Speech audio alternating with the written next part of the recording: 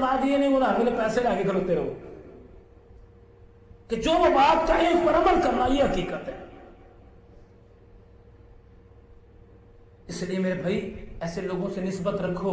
اور خصوصی طور پہ یہاں ایک اور بات میں گوش گزار کر دوں. یہ ساری باتیں یہ ہوئی ہیں کہ جناب علی پیر صاحب کو دیکھو تو بڑا اجر ملتا ہے, پیر صاحب کے پاس جاؤ تو بڑا اجر ملتا ہے, جب تک پیر صاحب کو دیکھو مزہ نہیں آتا.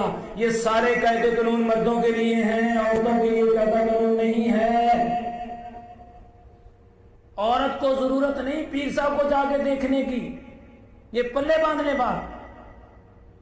اگر عورت کے اندر یہ جذبہ پیدا ہو میں نے پیر صاحب کو دیکھنا ہے تو اپنے نفس کا محاسبہ کرے.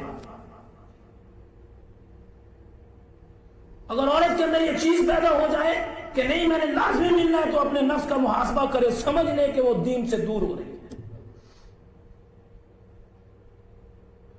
اگر عورت یا جوان بچی اس کے دل دماغ میں یہ چیز پیدا ہو جائے کہ میں دیکھوں گی تو مجھے سکون ملے گا, تو سمجھ لو کہ شیطان نے وسوسہ شروع کر دیا ہے.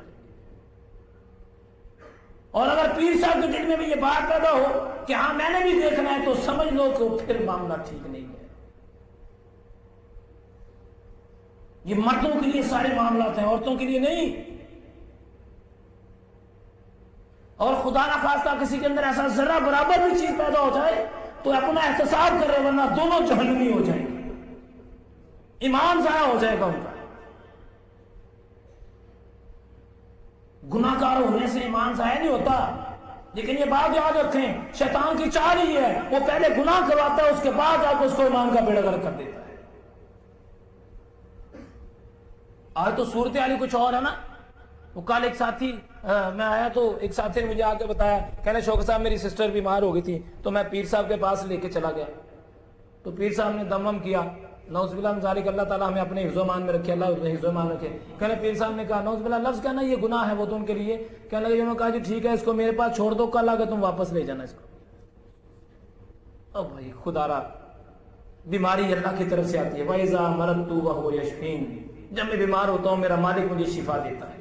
بے شک اس نے ذریعے بنائے ہیں, لیکن خدا را اپنے ایمانوں کو بچاؤ.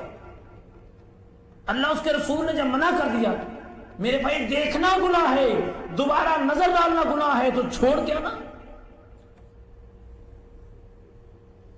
ایسے پیر کو پیر کہنا گناہ ہے, خبیث کہنا, لعنتی کہنا یہ جائز ہے.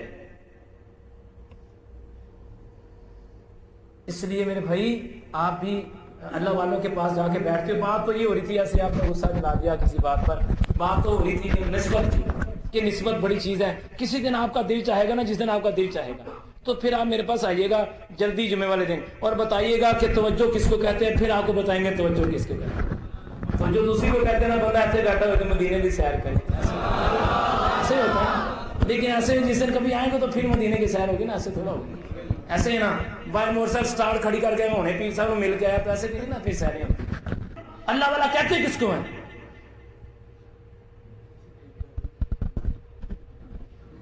جس کو دیکھ کے رب جانا.